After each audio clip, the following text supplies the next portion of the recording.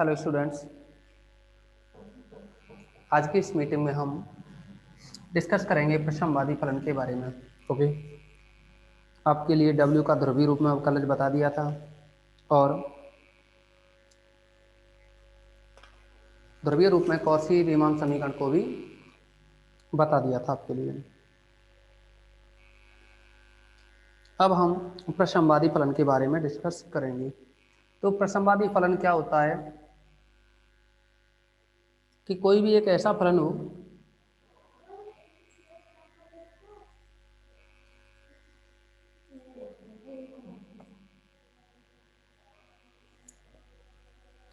यानी प्रश्नवादी जो फलन होता है ना, आपने पढ़ा होगा फिजिक्स में, एक होती है लाप्लास समीकरण। F of Z is equal to you plus iota B जो होता है, इसमें u अगर लाप्लास समीकरण को सेटिस्फाई करता है यानी del square you upon del x square plus del square you upon del Y square equal to 0 को संतुष्ट करता है अपने क्षेत्र में। और इनके प्रथम दो कोटि के अवकलज यानी u का प्रथम del you upon del X, del you upon del Y, ऐसे ही del square you upon del x square, del square you upon del Y square, यानी प्रथम दो कोटि के अवकलज। और यानी जो प्रथम दो कोटि के अवकलज है ना, ये कैसे हो, सतत हो और ये लाप्लास समीकरण सेटिस्फाई होती हो, तो उस कंडीशन में u प्रसमवादी फलन कहलाता है। इसी प्रकार से v है वो भी प्रसमवादी फलन कहलाएगा। ओके, यानी आप कह सकते हैं कि एक वास्तविक मान फलन u ऑफ एक्स वाई प्रसमवादी फलन कहलाता है।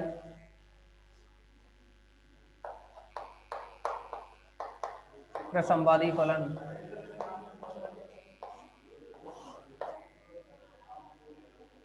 तो ये प्रसमवादी फलन है किसी क्षेत्र D में परिभाषित वास्तविक मान फलन किसी क्षेत्र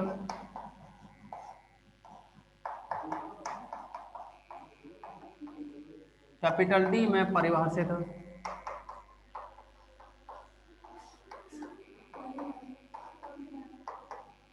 वास्तविक मान फलन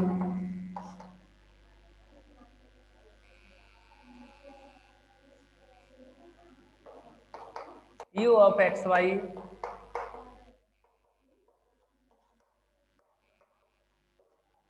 प्रसमवादी फलन कहलाता है यदि u तथा इसके प्रथम दो कोटि के अवकलज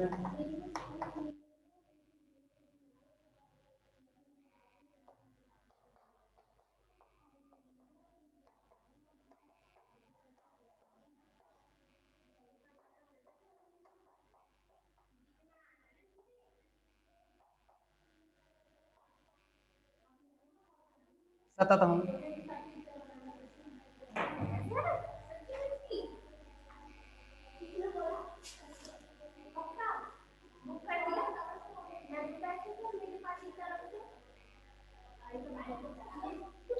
u तथा इसके प्रथम दो कोटि के अवकलज सतत हैं तथा u लाप्लास समीकरण को संतुष्ट करता है।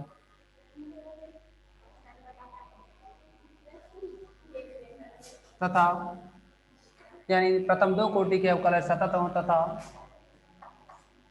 लाप्लास समीकरण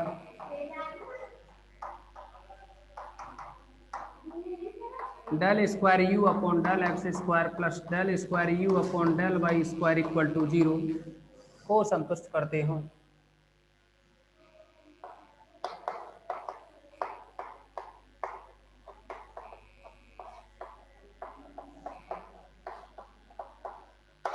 तो ये होती है प्रसमवादी फलन की कंडीशन।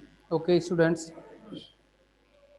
अब देखिए इस पर प्रसमवादी फलन पर डिपेंड एक प्रमेय है, इसके बारे में डिस्कस करेंगे हम। प्रमेय नंबर 3.8.2।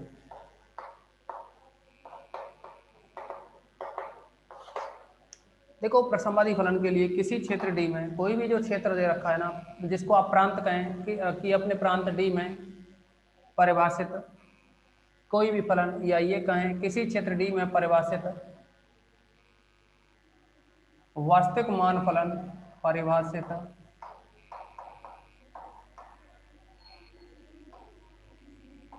वास्तविक मान फलन u ऑफ एक्स वाई प्रसंवादी फलन कहलाता है यदि यदि u और इसके प्रथम दो कोटि के अवकलज कैसे हों, सतत हों और लाप्लास समीकरण को संतुष्ट करते हों।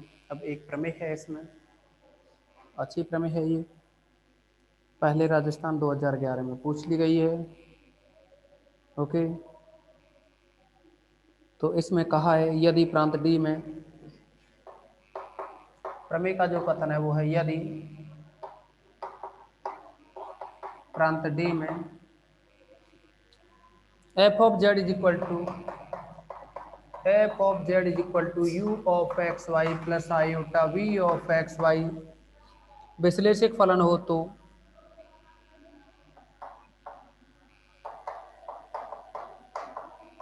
विश्लेषिक फलन हो तो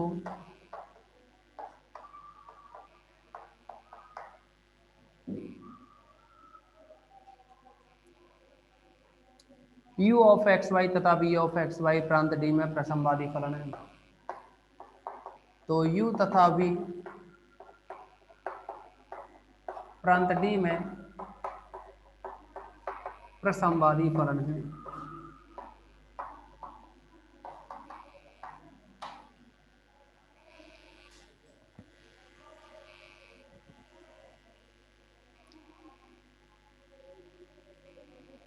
तो स्टूडेंट्स, जैसा कि हम आपको बता चुके हैं कि अगर यह प्रांत डी में प्रसंवादी फलन है, हाँ सर वो ये कह रहा था, इसमें क्या है कि उस बंदे का ये कहना था कि इसमें तीनों को ही नॉमिनी डाल देना, 2 बच्चे और 1 भाई। ठीक है सर, 2 को कर दीजिएगा नॉमिनी, किसी एक बच्चे को कर दो। एक सर आधार कार्ड में लिखा होगा, मुझे तो इतना भी मैंने भेज दिया है आपको, कहाँ सर पत्नी और एक बच्चे को, सर छोटे वाले को भी कर देना नॉमिनी। ओके, तो आपके लिए जैसा कि ये कहा है विश्लेषिक फलन है, तो विश्लेषक के लिए देखिए कोई भी फलन अगर विश्लेषक है तो वो अवकलनीय तो होता ही है। ओके, और अगर विश्लेषक है तो अवकलनीय होगा और कौशी रीमान समीकरण को भी संतुष्ट करेगा। ओके स्टूडेंट्स, तो आप ये कह सकते हैं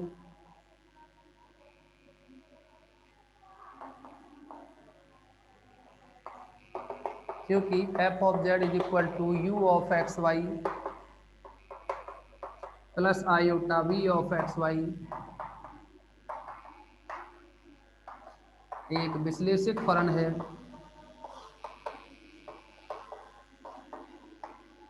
तब यानी f ऑफ z है ना, f of z is equal to u of x Y plus iota v of x Y विश्लेषिक फलन है, तब कौशी रीमान समीकरण सेटिस्फाई होंगी। कौशी रीमान समीकरण,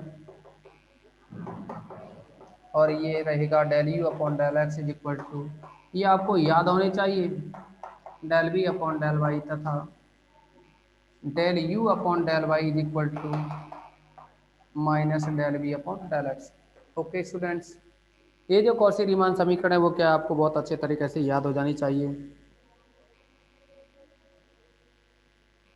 अब देखिए u और v विश्लेषक है तो अवकलनीय होगा, और अवकलनीय होगा तो फिर सतत भी होगा, और अच्छा अवकलनीय होगा तो देखिए f ऑफ z अगर अवकलनीय है ना, तो इसका प्रथम अवकलज जो del you upon del X है वो सतत भी होगा। और दूसरी बात ये है, अगर ये f ऑफ z अवकलनीय है तो f ऑफ z तभी अवकलनीय होगा जब del you upon del X और del we upon del Y और del you upon del Y और del we upon del X कैसे होंगे, अवकलनीय, अर्थात ये फिर क्या हो जाएंगे, अवकलनीय होंगे तो सतत भी होंगे।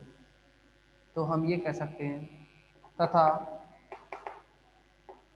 इनके तथा u व v के प्रथम u व v के की प्रथम कोटि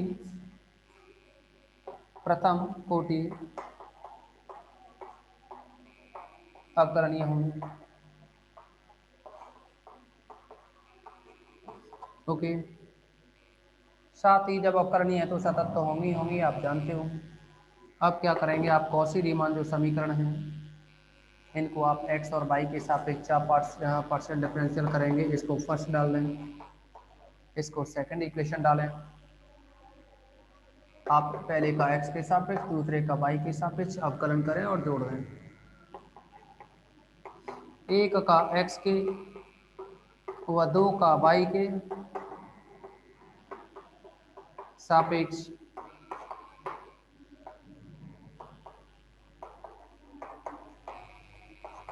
आंशिक अवकलन करने पर, ओके, x और y के सापेक्ष आंशिक अवकलन करेंगे तो ये बनेगा। अच्छा, किसी भी स्टूडेंट को यहाँ तक कोई डाउट तो नहीं है ना? बोलिए।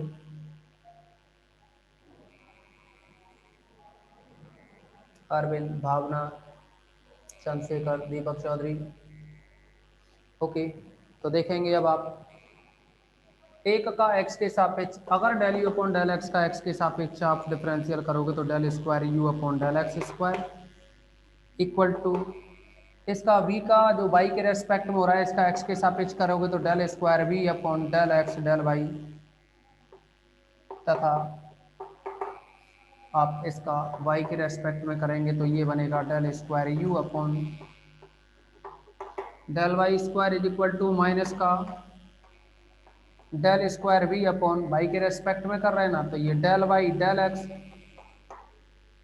लेकिन आपको पता है कि del square V upon del X del Y करो या फिर del square V upon del Y del X करो, वैल्यू दोनों ही सेम होती हैं। ओके,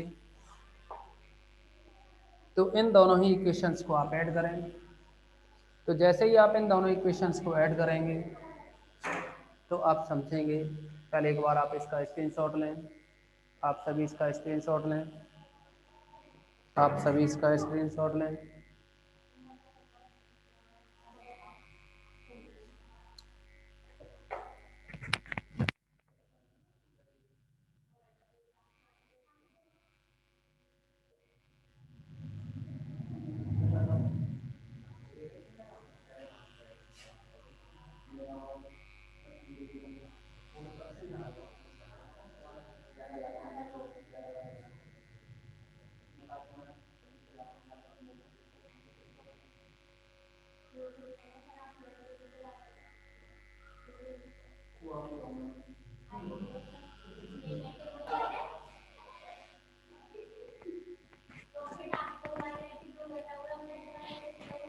हाँ, तो आपने स्क्रीनशॉट ले लिया होगा इसका, आप देखेंगे आप सभी इसमें।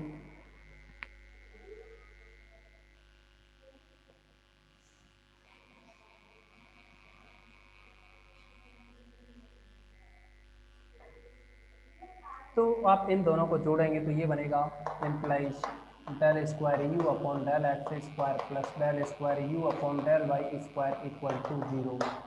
और जीरो क्यों हो गया, देखिए आप इसको ऐड कर सकते हैं ना, del square V upon del square V upon del X del Y minus del square V upon del Y del X लिखो या डेल एक्स डेल वाई करो, आपको बता दिया ये इक्वल होती है। ओके,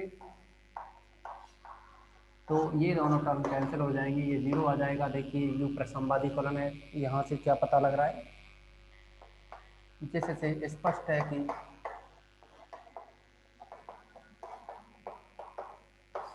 यू प्रसंवादी फलन है। ओके, यू क्या है, प्रसंवादी फलन है। दूसरा देखिए, अगर यू प्रसंवादी फलन है तो इसी प्रकार हम लिख सकते हैं, इसी प्रकार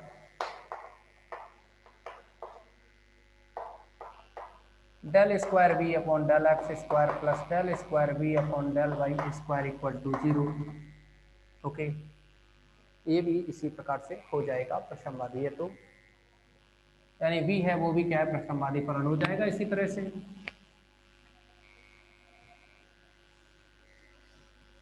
अर्थात वी प्रसंवादी फलन है।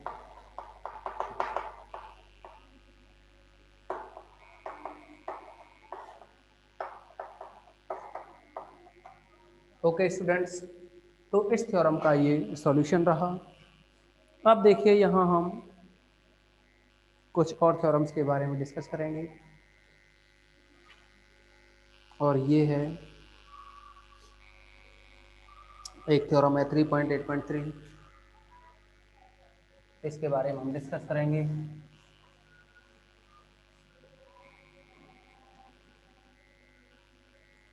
प्रमेय नंबर 3.8.3,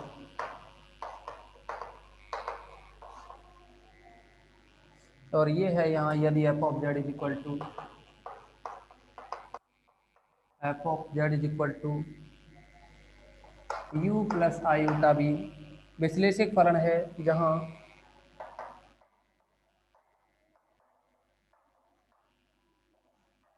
विश्लेषक फलन है जहाँ u ऑफ एक्स वाई तथा v ऑफ एक्स वाई, जहाँ u ऑफ एक्स वाई तथा v of x Y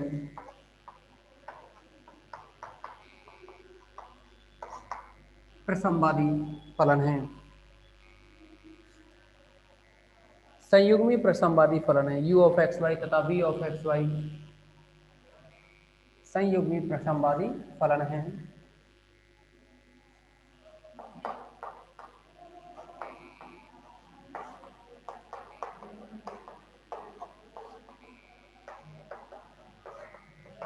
okay, माना इनमें से एक u ऑफ एक्स वाई दिया हुआ है, माना इनमें से एक u ऑफ एक्स वाई दिया है, तब दूसरे v ऑफ एक्स वाई को ज्ञात करना। तब दूसरे v ऑफ एक्स वाई को ज्ञात करना।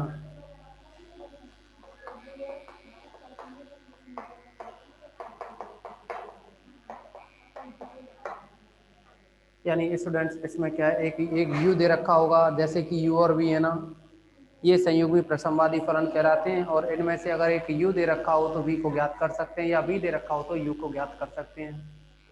इसे ज्ञात करने के लिए टोटल डिफरेंशियल का जो फॉर्मूला है ना, उसको कम मिलेंगे।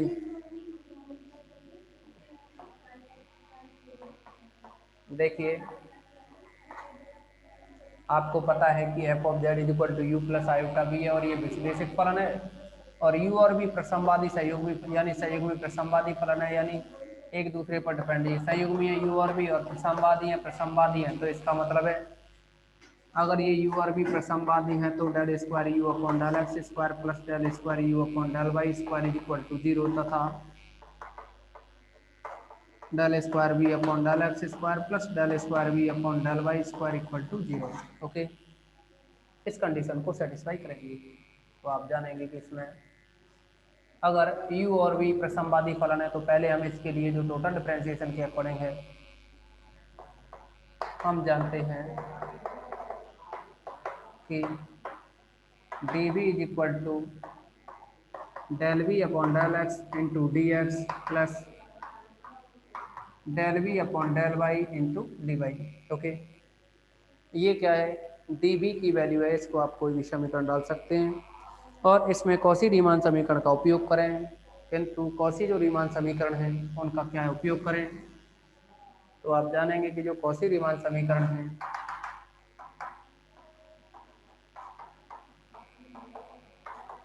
कॉची रीमान समीकरण जो कि आप जानते हैं del you upon del X is equal to del we upon del Y, और ये del you upon del Y is equal to minus का del we upon del X. Okay, तो आप देखेंगे यहाँ से कि जो डी है वो है इक्वल में, देखो डी एक्स है, आपके पास क्या है, डी वी इंटीग्रेशन करके वी का मान निकल आएगा ना, यहाँ से इसका इंटीग्रेशन करेंगे तो वी निकल आएगा, लेकिन आपके पास एक दे रखा हो, मान लो यू दे रखा हो, तो इसको यू में चेंज कर रहे हैं, तो यानी del we upon del Y, देखो del we upon del X की वैल्यू निकालोगे ना यहाँ से, तो माइनस का del we upon del Y आएगा, और उस del we upon del X की वैल्यू जो कि माइनस का del you upon del Y है यहाँ रख देंगे, और साथ में डी एक्स है प्लस, अब क्या है कि यहाँ del we upon del Y है, del we upon del Y इसकी वैल्यू रखेंगे del you upon del X साथ में डी वाई, यानी del you upon del X साथ में डी वाई। ओके, आप देखेंगे कि ये जो राइट साइड है ना, ये m d x plus n d y की फॉर्म बन रही है ना। तो हम ये कह सकते हैं कि जो कि m d x plus n d y equal to zero के रूप का है, या हम ये कह सकते हैं क्योंकि दक्षिण पक्ष m d x plus n d y equal to zero के रूप का है, तो फिर यथार्थ अवकल समीकरण की फॉर्म बनी। सर पॉलिसी था वो तीन का तो मैंने करवा दिया है, पर थोड़ा सा बैलेंस की दिक्कत थी तो वो आपने किया नहीं बस से, तो मैंने सोचा चलो कोई दिक्कत नहीं है, देख लेने के बाद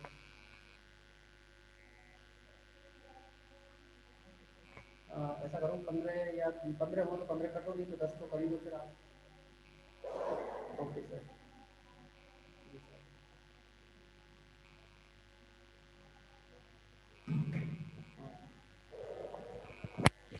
तो दक्षिण पक्ष है ना, इसका जो राइट साइड है वो है m d x plus n d y equal to zero के रूप का है।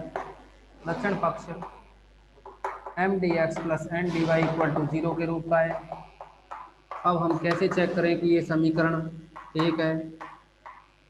अब हम कैसे चेक करें कि समीकरण एक यथार्थ समीकरण है? आपको याद होगा, अगर कोई भी यानी डिफरेंशियल इक्वेशन जो थी ना, डिफरेंशियल इक्वेशन में आपने पढ़ा था कि यानी जो एक्सरसाइज थी आपकी फर्स्ट चैप्टर की, और एफ एक्सरसाइज हुआ करती थी वहाँ, और उस एफ एक्सरसाइज में होता था कि m d x plus n d y equal to zero के रूप का कोई भी अवकल समीकरण है, इसकी फॉर्म में हो, तब एम का आप वाई के रेस्पेक्ट में डिफ्रेंशिएशन करो और एन का आप एक्स के रेस्पेक्ट में डिफ्रेंशिएशन करो, और बराबर आना चाहिए। ओके, क्या आना चाहिए? बराबर। अगर बराबर आ जाता है तो यथार्थ अवकल समीकरण होता है। और भी आपको याद होगा, थोड़ा बहुत याद हो तो देखिए, यू ऑफ एक्स वाई निकालते थे तो इंटीग्रेशन एम डी एक्स करते थे, फिर आप यहाँ del you upon del y ज्ञात करते थे।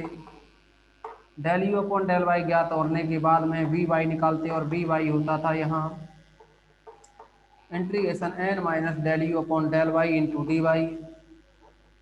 ये निकल आता तो पूर्ण हल जो लिखते थे ना आप, तो पूर्ण हल बनता है u of x Y plus v Y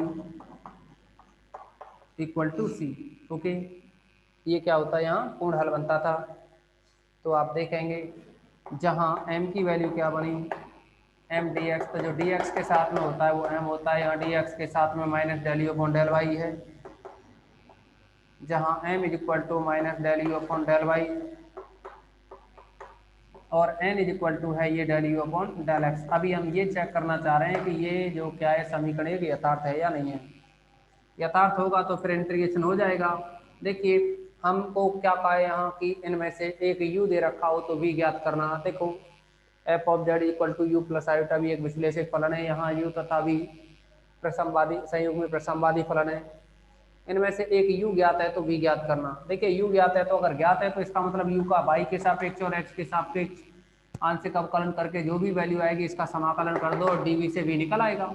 यही तो हमें ज्ञात करना था, u ज्ञात हो तो v ज्ञात करना। तो पहले इसको ये चेक करेंगे कि ये जो समीकरण एक है वो यथार्थ है या नहीं है। तो इसे चेक करने के लिए क्या करेंगे आप, del M upon del Y और del N upon del X है, इसको जीरो सिद्ध करो। तो आप क्या है कि इसको पहले सॉल्व करेंगे। अब del M upon del Y, इसका वाई के रेस्पेक्ट में करेंगे ना, तो ये बनेगा minus del square you upon del Y square, तथा del N upon del X, तो एन का एक्स के रेस्पेक्ट में करेंगे तो ये बनेगा del square you upon del x square. दोनों को अब आप जोड़ दें या दोनों को ही आप घटा दें, जैसे भी करना हो आप लिख सकते हैं इसको। अगर इनको जोड़ा जाए, देखिए हम क्या है इनको घटा रहे हैं, ठीक है ना, क्योंकि हमें तो del M upon del y equal to del N upon del x लाना है ना, घटाना। तो del M upon del y में से या ये del N upon del x घटाएं तो ये बनेगा यहाँ माइनस का del square you upon del Y square में से del square you upon del x square, इसको घटाएं माइनस को कॉमन लेंगे तो ये बन जाएगा del square you upon del Y square plus del square you upon del x square. आप समझोगे ये जीरो हो जाएगा क्योंकि यू क्या है, प्रसमवादी है, यू प्रसमवादी फलन है और यू प्रसमवादी फलन है तो del square you upon del x square plus del square you upon del Y square equal to zero होगा। ओके, बोलिए किसी को कोई प्रॉब्लम तो नहीं? बोलेंगे किसी भी स्टूडेंट को कोई प्रॉब्लम तो नहीं है?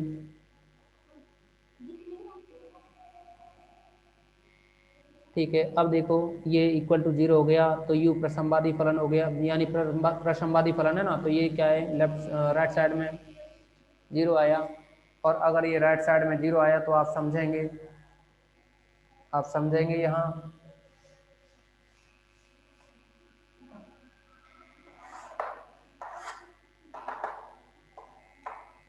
देखेंगे आप यहाँ del M upon del Y minus del N upon del X equal to zero, del M upon del Y minus का del N upon del X equal to zero. Okay, या फिर यहाँ से निकला ये del M upon del Y is equal to del N upon del X. तो हम ये कह सकते हैं कि समीकरण एक है वो यथार्थ अवकल समीकरण है। अतः समीकरण एक का दक्षिण पक्ष यथार्थ है, समीकरण एक का दक्षिण पक्ष यथार्थ है या फिर यथार्थ अवकल समीकरण है।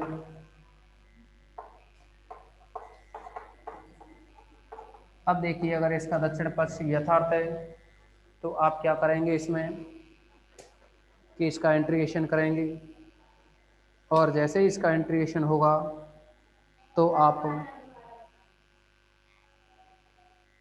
जैसे ही इसका इंटीग्रेशन होगा, कुछ नहीं किया हमने, एम और एन जो बने हैं, एम का वाई के सापेक्ष एन का एक्स के सापेक्ष अवकलन किया और दोनों को घटा दिया।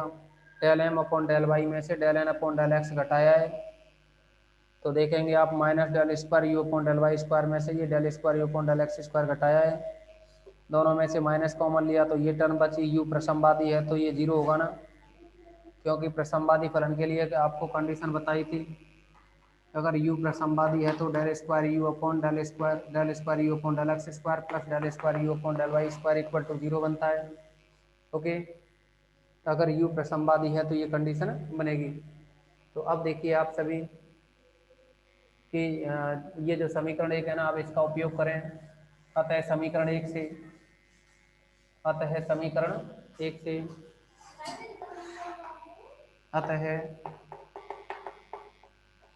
समीकरण एक से आप देखेंगे कि जब डी बी है ना, D B equal to minus का del you upon del Y into में डी एक्स प्लस का del you upon del Y into D Y.